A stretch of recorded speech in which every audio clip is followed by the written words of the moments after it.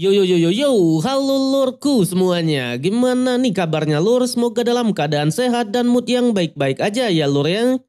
Jadi kali ini kita bakalan ngelanjutin lagi Donghua series yaitu Supreme God Emperor. Dan buat teman-teman yang mungkin baru gabung, Mimin saranin untuk nonton bagian sebelumnya dulu. Linknya ada di deskripsi. So, sebelum kita lanjut, boleh lah ya untuk di-subscribe tipis-tipis agar kalian tidak ketinggalan video-video berikutnya. Oke, nggak usah berlama-lama lagi, siapkan kopi, luruskan kaki. Hormati gurumu, sayangi temanmu, cintai pacarmu, itulah tandanya kita masuk ke intro. Let's go!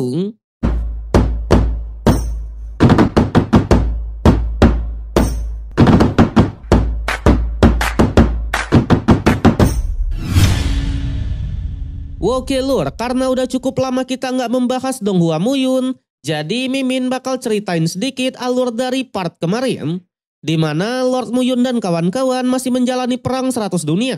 Di sanalah Lord Muyun akhirnya bertemu lagi dengan murid tercinta yaitu Xian Yu. Tak hanya Xian Yu, Muyun juga diperkenalkan oleh kakaknya yang bernama Ling Yu. Tapi di saat itu juga lah, mereka pun mengatakan kalau di tempat ini terdapat satu harta yang langka yang disebut sebagai segel gunung kosong.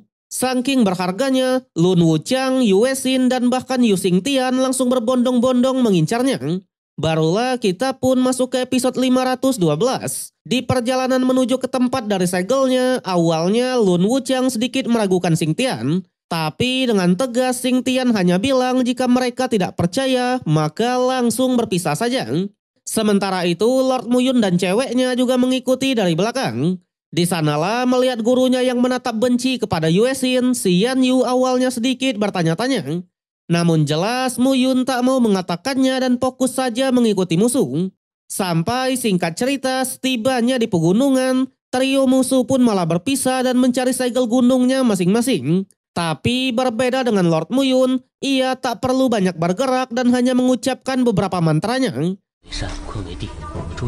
Selain itu, Muyun juga menyuruh dua ceweknya untuk menjauh karena memang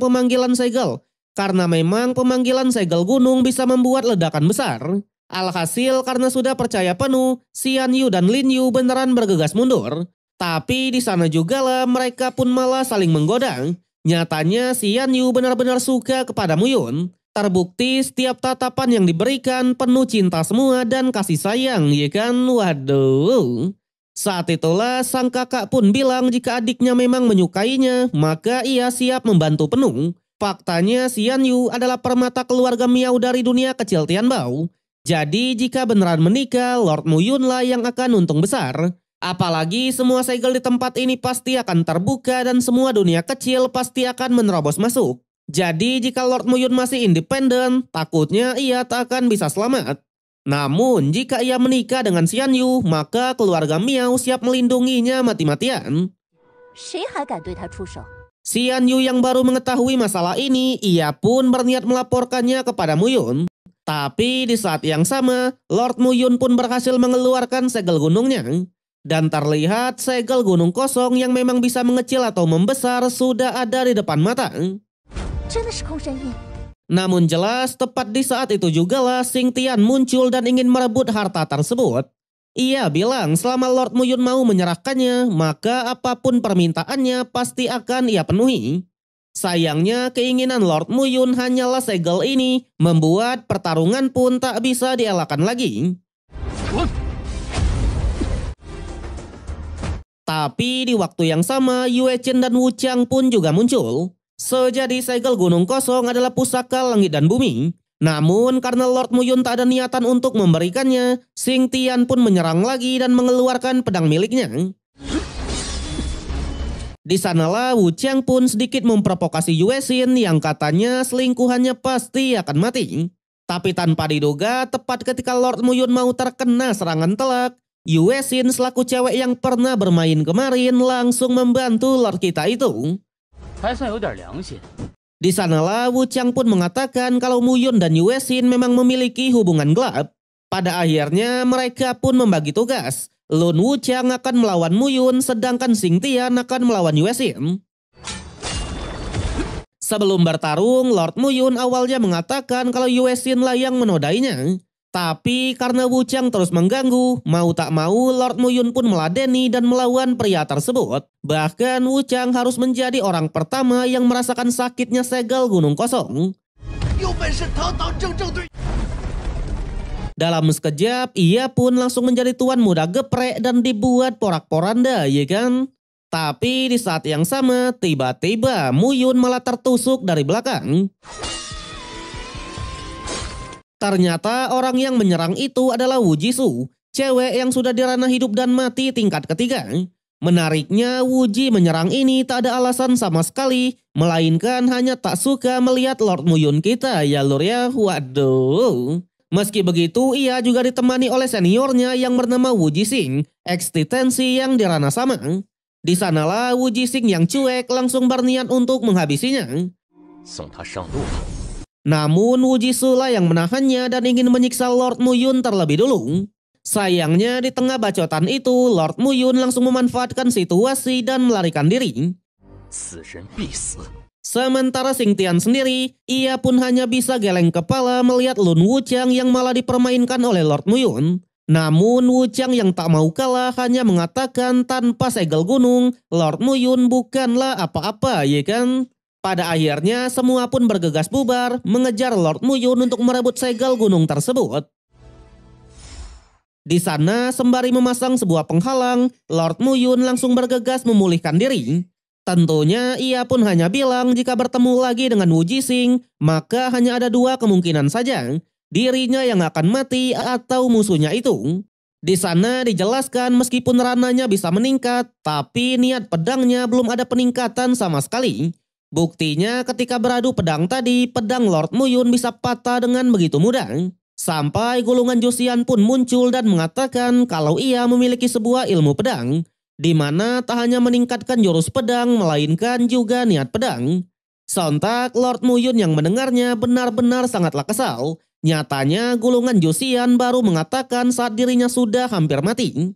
So jadi teknik pedang ini disebut sebagai pedang 9 elemen surga immortal, di mana Lord Muyun harus menggunakan 9 elemen pengumpul langit untuk mengkonsentrasikan kekuatannya. Tentunya teknik ini juga terbagi menjadi 3. Satu pedang 3 elemen, satu pedang 6 elemen, dan satu pedang 9 elemen. Di mana jika bisa mengeluarkan 3 jurus sekaligus, maka potensinya benar-benar sangatlah kuat. Tapi dengan kekuatan Lord Muyun yang sekarang, ia juga tak akan bisa menggunakannya, karena setidaknya Lord Muyun harus mencapai kerana hidup dan mati tingkat ketiga. Untungnya sebagai jenius 1000 tahun, Lord Muyun tak hanya bisa memulihkan diri, melainkan bisa dengan mudah memahaminya. Kebetulan di saat yang sama Xing Tian lagi-lagi muncul, membuat Lord Muyun langsung memuji teknik barunya ini. Teknik pertama satu pedang 3 elemen, sebuah teknik yang mengkombinasikan api surgawi, sumber angin, dan petir 9 surga. Dan teknik kedua adalah pedang 6 elemen. Sudah jelas dengan dua teknik itu, Xing Tian bernasib sama seperti Wu Chang yang dibuat porak-poranda, ya lur ya, waduh. Hal itu membuatnya pun semakin marah dan akhirnya mengeluarkan jurus terkuat yang disebut sebagai Raja Kegelapan Giok Iblis. Tapi lagi-lagi this is King Muyun, ya kan? Untuk yang kali ini Lord kita mengeluarkan teknik pedang 9 elemen, membuat Xing Tian pun lagi-lagi tidak berdaya. Namun alih-alih menyerah, Xing Tian malah menyerang dua cewek dari Lord Muyun. Saat itulah di tengah situasi sulit, tiba-tiba Lord Muyun malah bisa menerobos ranah dan meningkat ke tingkat 3. Pada akhirnya Xing Tian benar-benar tidak diberi ampun dan langsung dikirim ke alam baka, ya lur ya. Kemudian karena beberapa musuh masih mengejar, Lord Muyun juga mengajak mereka untuk segera pergi. Dan benar saja duo Wu Ji pun beneran datang ke sana. Di sanalah mereka pun dibuat kaget karena ternyata Lord Muyun tidaklah selemah itu. Faktanya sekelas Xing Tian sudah meninggoy di tangannya. Namun karena hal ini jugalah Wu Jising hanya bilang kalau keadaan menjadi semakin menarik, ya kan, wedeng. Di sisi lain Lun Wuchang ternyata juga tak mau kalah. Ia mencuri mutiara Lohai dan meningkatkan kekuatannya secara paksa. Hal itulah yang memicu kekuatan langit sehingga memunculkan pertanda surgawi. Pertanda surgawi hanya memiliki dua kemungkinan. Yang pertama adalah harta karun dan yang kedua adalah malapetaka. Ternyata 4 segel dari wilayah suci juga sudah terbuka semua. Para murid awalnya beranggapan kalau ini adalah harta karun. Apalagi pertanda surgawi menurunkan sebuah bola yang besar. Tapi Lord Muyun yang melihatnya langsung merasakan sosok dari aura jahat. Di sanalah ketika mereka mendekatinya, Lord Muyun malah bertemu lagi dengan anak buahnya yaitu Mofan. Ternyata Mofan juga sudah mendengar berita tentang Lord Muyun yang ditusuk kemarin. Jelas karena bosnya masih baik-baik aja, ia pun sangatlah senang. Apalagi tak hanya Xing Tian Wuchang dan Yue Xin, dua cewek terbaru juga sudah ia taklukkan, ya kan? Waduh. Tapi di sana di saat itu juga lah Yue Xin pun tiba di sana. Yue Xin bahkan langsung menghampiri Muyun dan mengatakan karena kejadian kemarin juga membantu kultivasi dari Lord Muyun, jadi keadaan mereka sekarang sudah impas. Selain itu, Yue Xin juga bilang kalau kejadian ini dikarenakan 4 segel wilayah suci sudah terbuka dan merupakan malapetaka. Jadi ia pun menyarankan agar mereka segera pergi. Lord Muyun yang juga menyadari akan hal itu langsung mengingatkan dua ceweknya untuk bersiap-siap melarikan diri. Dan benar saja, di saat itu juga lah bola api yang turun tadi langsung pecah dan memunculkan banyak sekali makhluk api.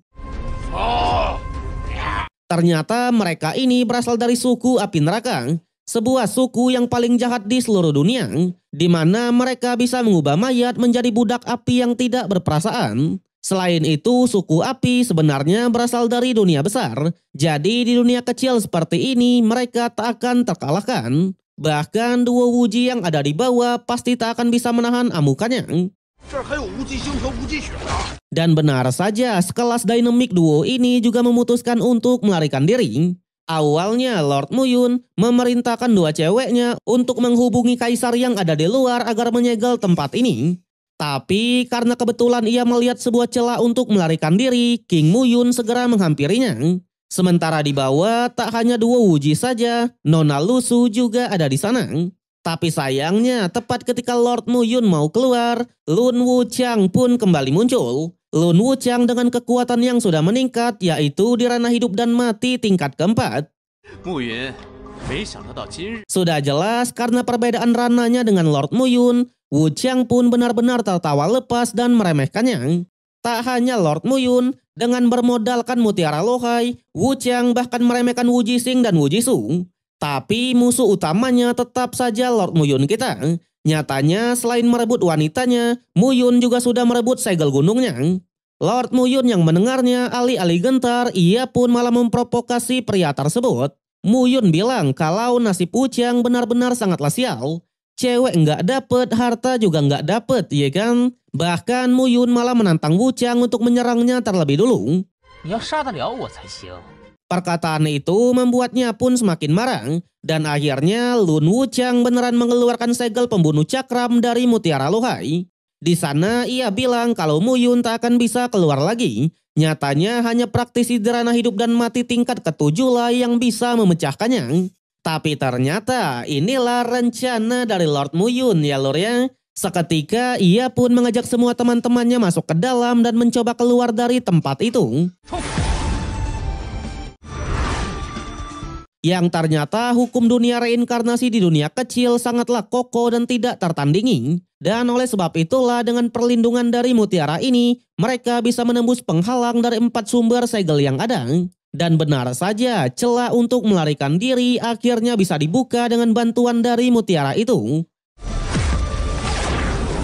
Hal itu pun langsung dimanfaatkan oleh semua orang dan ikutan pergi keluar.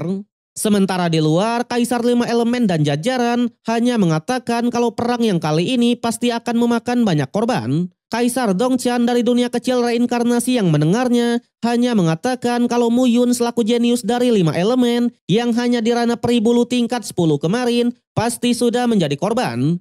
Tapi di saat itu jugalah 4 sumber segel hancur dan formasi teleportasi pun akhirnya keluar. Terlihat Mopan, Xian Yu dan Ling Yu sudah keluar duluan. Sontak sang kakek yaitu Miao Xing yang sudah di tingkat 7 benar-benar sangatlah senang. Sama halnya dengan Mo Jelun, sosok di ranah hidup dan mati tingkat ke-7 sekaligus ayah dari Mo Fan juga sangatlah senang. Di sana Mo Fan hanya bilang kalau semua ini adalah berkat dari Lord Muyun. Jika tidak, dirinya pasti sudah meninggoy. Namun menyadari kalau Lord Muyun malah tak ada, mereka pun juga sangatlah kaget. Yang ternyata untuk kesekian kalinya, Lord Muyun lagi-lagi tertimpa dengan kekenyalan duniawi dari Nona Lusu ya lur ya. Waduh, Lord. Meski begitu, Kaisar 5 Elemen yang melihatnya langsung menyambutnya dengan sangat gembira. Barulah setelah itu, pengumuman dari hasil peringkat. Dunia kecil cahaya yang diwakilkan oleh Yue Xin tetap berada di peringkat 3. Dunia kecil Tianbao berada di peringkat 4, dunia kecil raksasa iblis berada di peringkat 5. Dan dunia kecil 5 elemen perwakilan dari sang jenius Muyun sudah jelas menduduki peringkat pertama ya lur ya. Wede, definisi from zero to hero ini namanya ya. Tapi di saat yang sama Ketua Autian selaku penyelenggara sekaligus kaisar dari dunia Wuji langsung menanyakan kenapa Lord Muyun bisa meninggalkan wilayah 4 sumber lebih awal.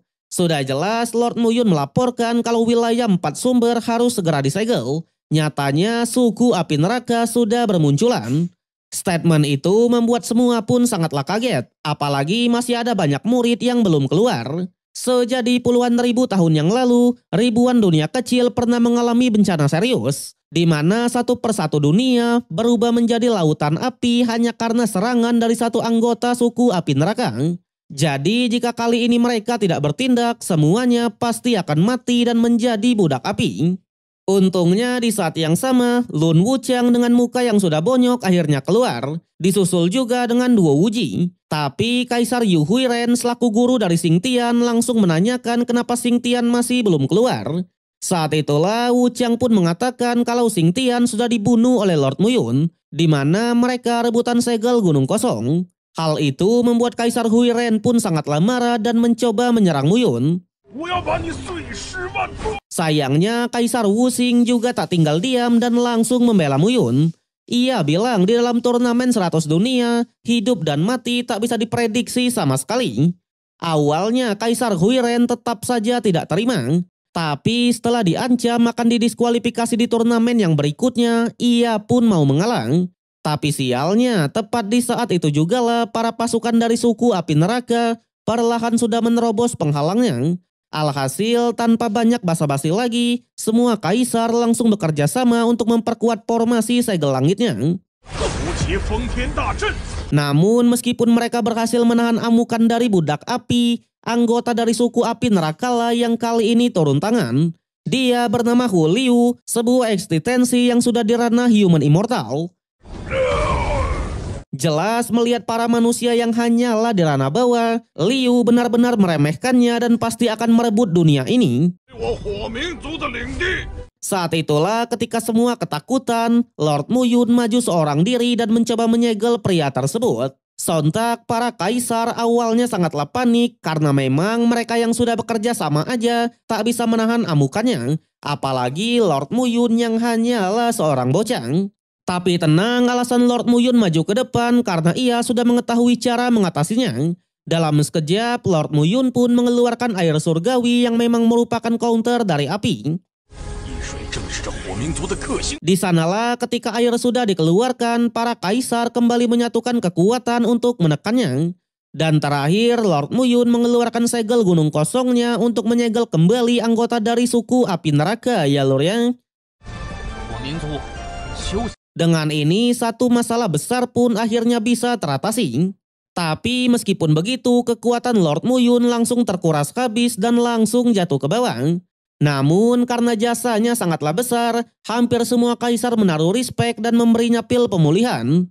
Sementara Kaisar Autian sendiri, ia pun langsung mengatakan dengan tindakan tadi, mereka hanya bisa menyegelnya sementara waktu. Jadi 50 tahun lagi suku neraka pasti akan muncul kembali. Saat itulah mereka harus bersatu lagi. Semua pun setuju akan hal itu. Pada akhirnya Kaisar Autian dengan senang hati menyatakan kalau dunia kecil 5 elemen menduduki peringkat 1. Dunia Wuji miliknya juga dengan senang hati mengakui kekalahannya. Di sana Kaisar Jilun dari dunia raksasa juga langsung menghampiri dan berterima kasih. Nyatanya selama turnamen Lord Muyun sudah menyelamatkan nyawa anaknya. Sampai pada akhirnya mereka pun bergegas bubar ke dunianya masing-masing. Tapi untuk Wu Qiang, ia masih saja memprovokasi Lord kita itu. Ia bilang karena Lord Muyun berasal dari dunia kecil Cangguang, Lord Muyun harus berhati-hati. Karena memang hampir semua dunia sedang mengincar tempat asalnya itu, ya kan? Waduh. So, jadi dunia kecil Cangguang juga disebut sebagai 3000 dunia kecil atau tempatnya aliansi darah milik Lord Muyun ya lur ya. Dan benar saja setelah memastikan bahwa Xingtian memang mati di tangan dari Lord Muyun, Kaisar Liu beneran memerintahkan semua Ketua Liu beneran memerintahkan semua sekte terkuat untuk menjajah dunia kecil Cangguang, ya kan? Waduh. Sementara itu, Lord Muyun dibawa ke dunia kecil Tianbao dan bertemu dengan kakek dari Xian Yu. Di mana karena tujuan Lord Muyun adalah kembali ke 3000 dunia kecil, jadi kakek Miao yang memang mengetahui caranya siap untuk membantu. Tapi karena ia masih harus mempersiapkan beberapa bahan, Lord Muyun disuruh untuk tetap tinggal di sini dulu. Sudah jelas Lord Muyun tak keberatan sama sekali, apalagi demi memastikan keamanannya. Kaisar Wuxing sampai memerintahkan Tetua Batian dan Lotian untuk menjadi pengawal Muyun. Tapi di saat yang sama, istri Muyun aka Jiuer akhirnya muncul juga. Tentunya melihat Lord Muyun yang akan pergi, Jiuer memaksa untuk ikut. Awalnya Lord Muyun tidaklah menyetujui. Namun karena Jiuer mengancam kalau ia akan berevolusi ekor keempat dan itu harus dijaga dengan ketat, mau tak mau Lord Muyun pun menyetujui dan akan membawa Jiuer ke 3000 dunia kecil. Di sanalah Ling Yu pun baru tahu kalau Lord Muyun sebenarnya adalah Pak Boy yang memiliki banyak wanita di sampingnya ya lor ya. Waduh Lord. Tapi untuk Xian Yu ia tak heran sama sekali karena memang seperti itulah guru tercinta. Kemudian kakek Miao pun membawa Lord Muyun ke dalam sektenya. Di mana karena dirinya masih harus mempersiapkan akan banyak hal, jadi Xian Yu ditugaskan untuk mengajak Lord Muyun dalam berkeliling santai. Sialnya belum sempat berkeliling, tiba-tiba salah satu murid dari keluarga Xiao menghampiri dan menghadangnya. Murid itu bernama Sun Lu, sosok yang sudah dirana hidup dan mati tingkat ketiga. Di sana setelah mendengar reputasi dari Lord Muyun yang merupakan guru dari Xian Yu juga, ia pun malah mengajak Lord Muyun ke arena untuk mengetes kemampuannya. Awalnya Xian Yu lah yang menolak permintaan itu, tapi Lord Muyun lah yang malah tak keberatan sama sekali. Saat itulah kita pun diperkenalkan oleh dua murid lagi yang bernama Zhao Hu dan Suyang. Di sanalah mereka pun sangatlah memuji Xian Yu yang berhasil mendapatkan peringkat 4 dalam turnamen kemarin. Xian Yu yang mendengarnya malah mengatakan tanpa bantuan dari gurunya, jangankan 4 besar, 10 besar tak akan mungkin ia dapatkan. Alhasil ketiga murid ini pun semakin penasaran dengan kekuatan dari Lord Muyun. Mereka pun lagi-lagi menantangnya untuk bertarung. Awalnya Xian Yu pun melarang keras. Bukan karena takut Lord Muyun yang terluka, melainkan para murid inilah yang pasti porak-porandang. Namun karena trio murid tetap memaksa, mau tak mau Lord Muyun pun meladeninya. Murid pertama adalah Zhao Hu yang dikaruniai kekuatan bawaan, di mana latihannya adalah seni tubuh emas kepala besi. Sayangnya mau tubuh emas atau apapun hanya dalam sekejap saja Lord Muyun bisa mengalahkannya. Bahkan tak hanya Zhao Hu saja, sisa murid yang lain juga langsung dibuat tidak berdaya ya lor ya. Wede, sikat Lord. Di sanalah Xian Yu pun bilang jika gurunya bertarung dengan serius, takutnya kaki dan tangan dari para senior tak akan bisa digerakkan lagi. Sampai pada akhirnya setelah trio murid andalan, kali ini muncul lagi sosok senior yang lebih kuat. Ternyata dia adalah kakak kandung dari Xian Yu yang bernama Miao Xinglian, sebuah eksistensi yang sudah dirana hidup dan mati tingkat keempat. Di sana menyadari kalau Lord Muyun juga merupakan pengguna pedang, sebagai seorang pendekar, Xing Lian juga menantangnya dengan terhormat. Lagi-lagi Lord Muyun tak keberatan sama sekali. Bahkan spesial yang kali ini, Xian Yu menyuruh para murid yang lain untuk segera mengaktifkan formasi pelindung sekte.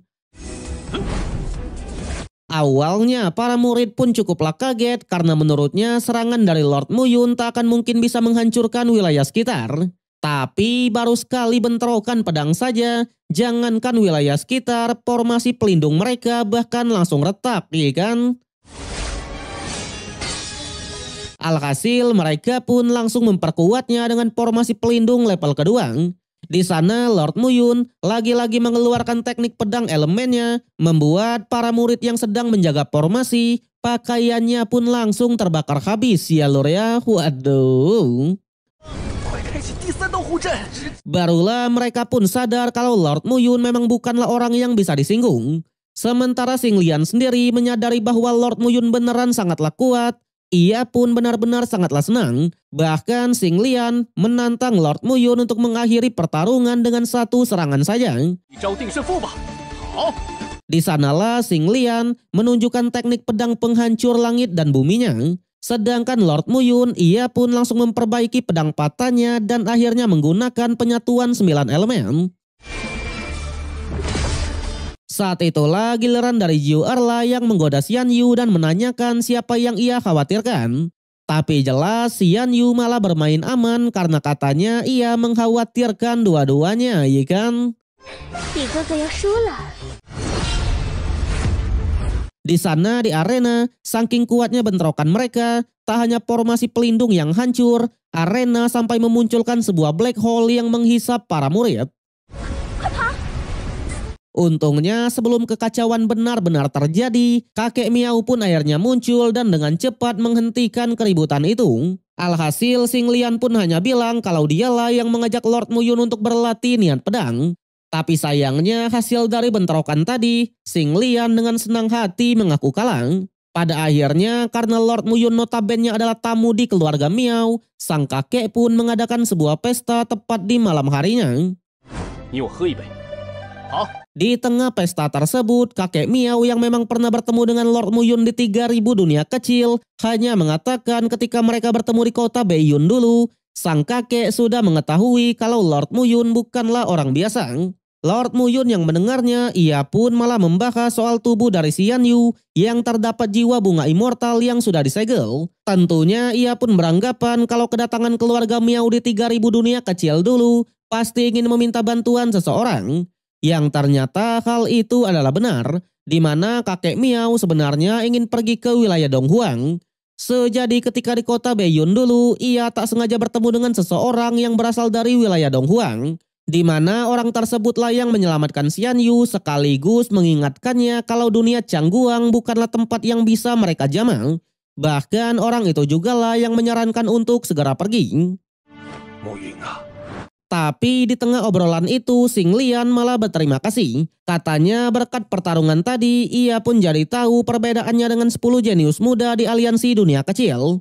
Mendengar itu, Lord Muyun pun langsung menanyakan sekarang siapa saja 10 jenius itu. Yang ternyata peringkat satunya adalah Wuji Lingtian dari dunia Wuji. Di mana 100 tahun yang lalu, Lingtian ikut turnamen 100 dunia dan mendapatkan 200 poin seorang diri. Lalu peringkat kedua adalah Yulang Tian dari dunia kecil Sifang. Lan Tian adalah kakak dari Xing Tian. Jadi karena Lord Muyun sudah membunuh adiknya, ia harus berhati-hati. Lanjut ke peringkat 3 yang bernama Seng Jing yang berasal dari dunia kecil Sengguang. Di mana Seng Jing sangat menyukai Yue Xin. Jadi Lord Muyun juga harus berhati-hati, ya kan? Waduh. Sampai setelah cukup puas berpesta, Lord Muyun hanya berdiri di atas atap dan mengatakan teruntuk teman-temannya ia pasti akan kembali. Tapi yang paling ia kangenkan adalah gurunya di kehidupan sebelumnya dulu. Namun di saat yang sama Jiu Er tiba-tiba malah muncul sehingga Lord Muyun malah tak sengaja menyentuh boba besarnya ya lor ya. Waduh Lord. Tapi karena Jiu Er sudah menganggap Lord Muyun sebagai suaminya, ia pun tak terlalu memperdulikannya. Alhasil Lord Muyun hanya bilang di kehidupan yang sekarang ini, ia pasti akan melindunginya mati-matian. Sampai keesokan harinya, Lord Muyun, Jiuer, kakek Miao dan dua pengawalnya langsung memasuki celah ruang untuk mengantarkan Lord Muyun ke dunia Cangguang. Di sana kakek Miao sudah mengingatkan agar mereka berhati-hati dengan bila ruang. Tapi di saat yang sama, tiba-tiba malah muncullah bila ruang yang benar-benar sangatlah besar ya lur ya. Hal itu membuat kakek Miao pun sangatlah kaget dan langsung mengajak mereka untuk segera keluar. Namun sayangnya ketika semua berhasil melarikan diri, Lord Muyun malah tersedot dengan pusaran ruang yang ada di sana. Tapi jelas karena Lord Muyun memiliki banyak trik yang hebat, kakek Miao tidaklah khawatir sama sekali. Sebaliknya mereka langsung bergegas pergi ke dunia Cangguang untuk bertemu di sana saja. Untungnya semua tak keberatan sama sekali termasuk Jiuer. Kembali ke Lord Muyun di dalam pusaran ruang, ia pun lagi-lagi dibuat kaget. Karena katanya sekelas pusaran ruang seharusnya hanya ada di dunia besar. Pada akhirnya daripada penasaran, ia pun bergegas memeriksanya. Dan benar saja di sanalah Lord Muyun melihat sebuah mata yang besar yang disebut sebagai mata langit. Namun alih-alih gentar, Roju Xian malah menyuruh Muyun untuk masuk ke dalam mata tersebut. Di sana di dalam sebuah ruangan dijelaskan bahwa mata langit adalah mata yang lahir dari langit itu sendiri dan memiliki kekuatan ruang. Dan itulah kenapa di dalam pusaran ruang bisa muncul harta seperti ini. Yang ternyata alasan Roju Xian menyuruh Lord Muyun masuk ke sini agar Lord kita menaklukkannya. Katanya suatu hari nanti Lord Muyun pasti akan ngerti sendiri. Singkatnya 9 hari pun sudah berlalu. Ternyata mata langit ini sudah terluka dan sekarang sedang tertidur. Dan karena hal itulah Lord Muyun harus bisa memanfaatkannya. Nyatanya jika tidak dalam kondisi seperti ini, sekelas immortal sekalipun tak akan bisa menaklukkannya. Tapi tiba-tiba Lord Muyun yang menatap langit, ia pun malah hilang kendali dan matanya pun berubah menjadi merah. Barulah terungkap kalau Lord Muyun ini memiliki garis darah keturunan dari klan dewa. Itulah kenapa ketika melihat mata langit dirinya tak bisa menahan diri. Awalnya Roju Xian yang baru menyadarinya mencoba menghentikannya. Katanya dengan kekuatan Lord Muyun yang sekarang, Lord Muyun tak akan bisa menahan kuatnya keturunan dewa. Tapi sayang Lord Muyun sudah beneran hilang kendali dan wujudnya pun sampai berubah. Rambut merah, mata merah, dan bahkan serba merah, ya kan? Waduh, pesulap merah dong. Saat itulah tanpa banyak basa-basi lagi, Lord Muyun segera menghancurkan mata langit dan bahkan memakannya.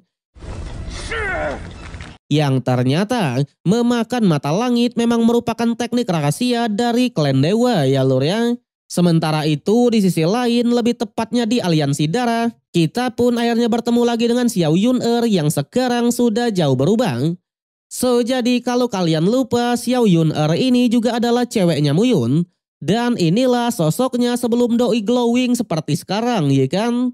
Di sana setelah mengingat momen terakhir Muyun ketika bertarung dulu, Nona Xiao benar-benar merindukannya. Tak hanya dia, Wang Xinya yang juga merupakan ceweknya juga merasakan hal yang sama.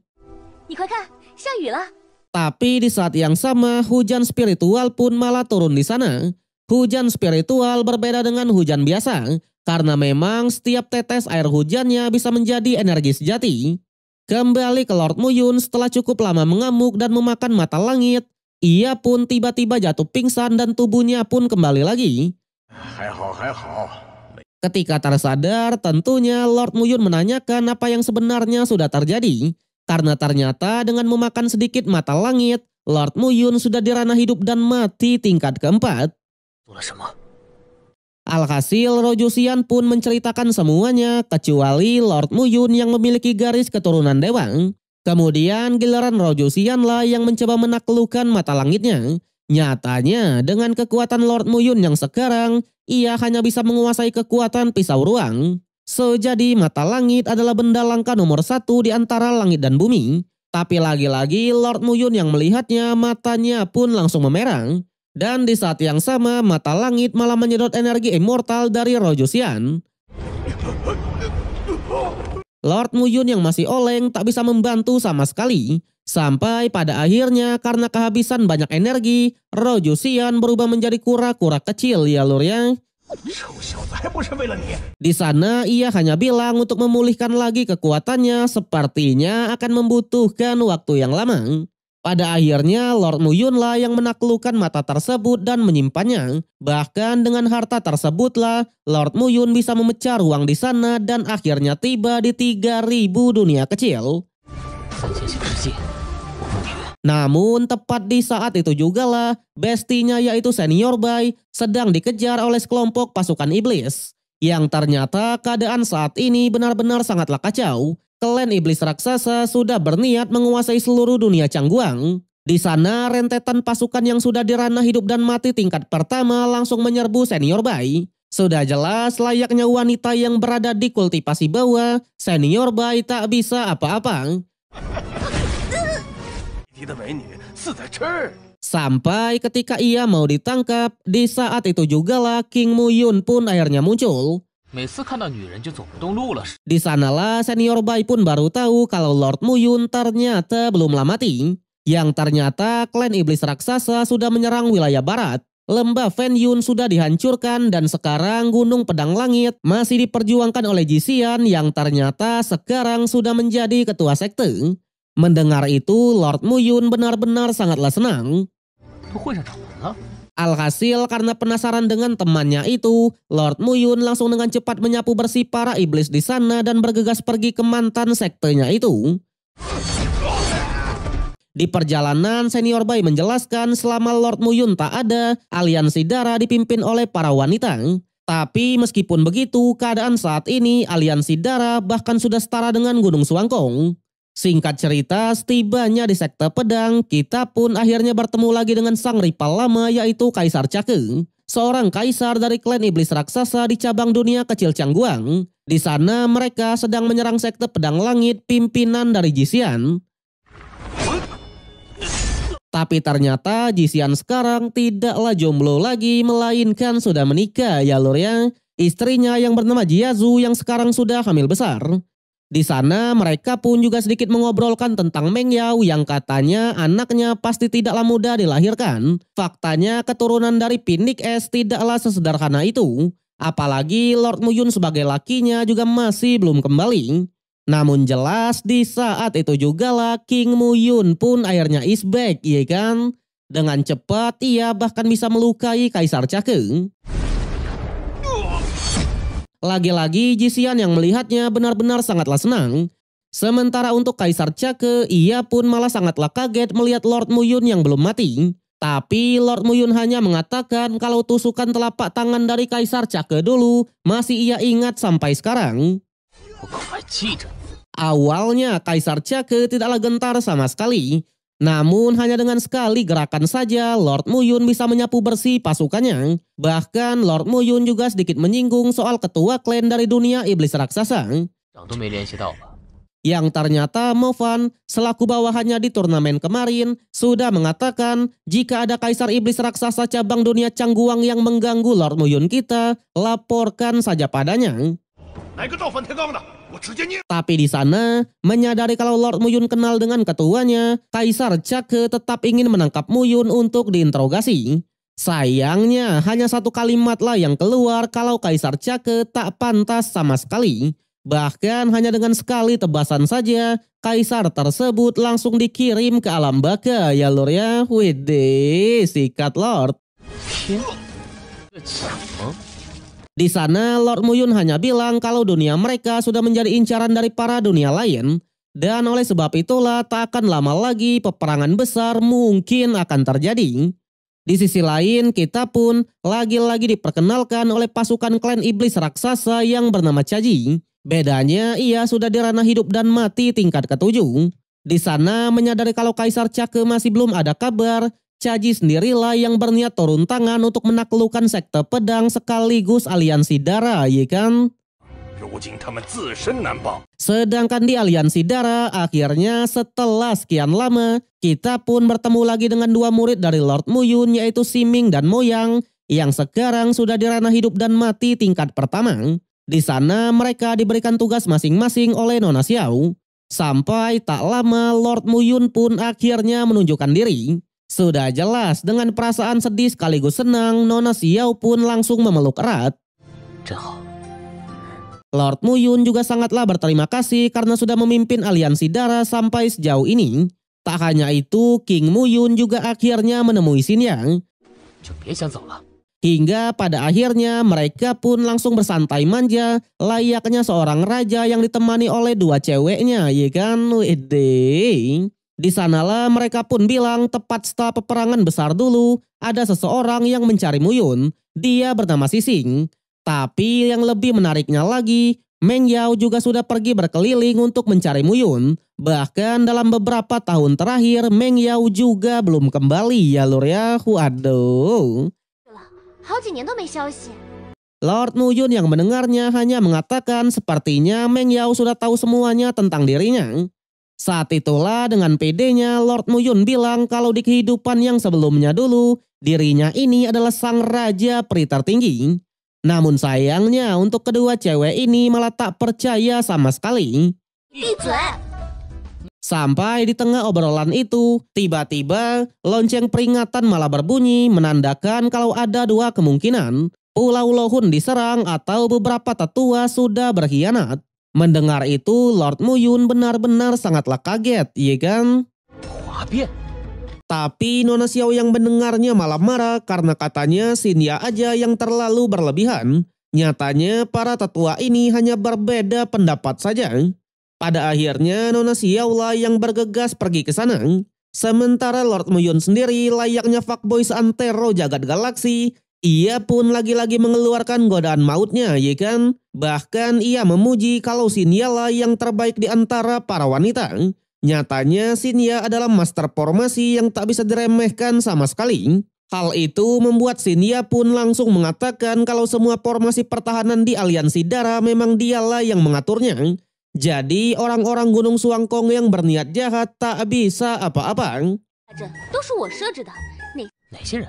Saat itulah karena sudah keceplosan, ia pun menceritakan semuanya kepada Muyun. Sejadi setelah peperangan besar dulu, anggota inti aliansi langsung mengira kalau Lord Muyun sudah mati. Jadi orang-orang dari Gunung Suangkong sampai mengklaim kalau aliansi darah sudah menjadi milik mereka. Tak hanya itu, Raja Serigala Sisik Hitam juga mulai meragukan aliansi darah. Tapi karena Pavilion Formasi dan Pavilion Penempaan dipimpin oleh Xinya dan Siming, semuanya masih bisa terkendali. Meski begitu, menyadari kalau masalah ini bukanlah hal yang kecil, Lord Muyun tak mau diam saja dan mengajak Xinya untuk bergegas ke sana juga. Sementara itu, di depan dari aliansi darah, ternyata beberapa kelompok iblis sudah mulai menyerang. Kita pun diperkenalkan oleh Tangmu dan Jiu, sebuah eksistensi di ranah hidup dan mati tingkat ke-6, di mana mereka berdua sudah ditugaskan untuk menaklukkan aliansi darah. 言是有理啊。 Nona Xiao yang melihatnya langsung menyadari kalau klan iblis sudah menargetkan Pulau Lohun. Alhasil Nona Xiao pun langsung menanyakan kepada tetua Zi langkah apa yang harus mereka ambil. Tapi di saat yang sama rentetan tetua pun menghampiri dan malah menyalahkan Nona Xiao itu sendiri. Sampai pada akhirnya Xinya pun muncul dan dengan tegas menyinggung mereka semua. 还要你等几位阁主有何用？ Dari tetua Dongming selaku ketua Pavilion Pil yang disinggung apakah sudah menyiapkan pil darurat. Tetua Heian sebagai ketua Pavilion Senjata juga dipertanyakan kredibilitasnya. Dan tetua Silong sebagai anggota dari Pavilion Formasi yang dipertanyakan juga. Hal itu membuat Nona Xiao pun cukuplah kaget kenapa Xinya bisa bicara selantang ini. Tapi ternyata semua perkataan itu sudah disusun oleh Lord Muyun, ya kan? Di mana King Muyun sudah ada di belakang bersembunyi dan menyembunyikan identitasnya. 这才像是我暮云的女人，够霸气。 Sementara para tetua sendiri sedikit mempertanyakan karena klan iblis sudah mengutus dua kaisarnya, maka keputusan aliansi menyerang atau bertahan. Sudah jelas Xinya lagi-lagi menegaskan kalau mereka akan berperang. Sayangnya para tetua yang memang berniat mengambil alih kepemimpinan malah menolak akan hal itu. 荷叶，你大胆！ Tak hanya menolak saja, mereka juga menghina Xinya dan Nona Xiao yang katanya hanyalah seorang janda setelah ditinggal oleh Lord Muyun. Jadi janda seperti mereka tak pantas memerintahkan mereka, ya kan? Waduh. Perkataan itu membuat Siming dan Moyang pun sangatlah kesal karena katanya jika Lord Muyun ada di sini, mereka tak akan berani berbicara seperti itu. 尔等若是再对我师娘出言不逊，我不介意让你尝尝我。 Sayangnya, menyadari kalau Lord Muyun memang tak ada di sini, para tetua ini malah semakin menjadi-jadi dan semakin menghina aliansi Darang. Tindakan itulah yang membuat Lord Muyun pun habis kesabaran dan diam-diam menampol tetua tersebut. Tapi ternyata keberanian mereka ini bukan semata-mata atas diri sendiri, melainkan sudah didukung penuh dengan sosok rival dari Lord Muyun yaitu Ji Wuseng. Sebuah eksistensi di ranah hidup dan mati tingkat keempat, ya lur ya. Waduh. 习武圣， Sama halnya dengan Nona Xiao, karena ternyata selama ini beberapa tetua di sini sudah bekerja sama dengan Gunung Suangkong. Tapi tetua Dongming hanya bilang kalau dari awal dirinya memang berasal dari Gunung Suangkong. Jadi ia tidaklah berkhianat sama sekali. Pada akhirnya Ji Wuseng pun menawarkan daripada mereka melawan, lebih baik menyerah saja dan layani mereka dengan sepenuh hati, ya kan? Waduh. 如何？ Nona Xiao yang mendengarnya awalnya sangat emosi. Tapi Lord Muyun lah yang memerintahkannya untuk tetap tenang dan menggali lebih dalam lagi. Alhasil Nona Xiao pun menyuruh ketua Pavilion bela diri untuk keluar. Yang ternyata Raja Serigala Sisik Hitam itu adalah Kailin, anak buah Lord Muyun yang sudah di ranah hidup dan mati tingkat keempat. So jadi meskipun di tubuh Kailin sudah terpasang segel kematian, namun mengingat Lord Muyun yang sudah tak ada, Kailin berniat pergi ke alam dewa untuk melepaskannya. Dan oleh sebab itulah ia siap melawan aliansi Darang. 我不愿再等了。